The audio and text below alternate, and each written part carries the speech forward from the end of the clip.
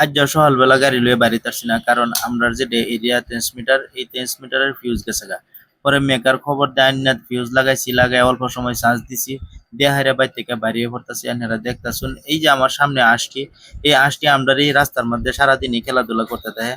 যাই হোক, বাইর থেকে বাইরে আয়া পড়লাম আমরা যেটা সেন্টার সাইতিন আলী সেন্টারও আয়া হেরা গাড়িটা লইয়া খারইছি। খারোয়ার পরে এন থেকে মানুষ পেলাম 4 জন, তারা যাইব রূপই। তারা লইয়া যাইতেছে রূপই, যে সামনে দেখতেছেন বরহিটা আমার রাস্তা ক্রস করতেছে। এর মতে হ্যাঁ যাইতেছে, আমার মতে আমি আয়া পড়লাম রূপই।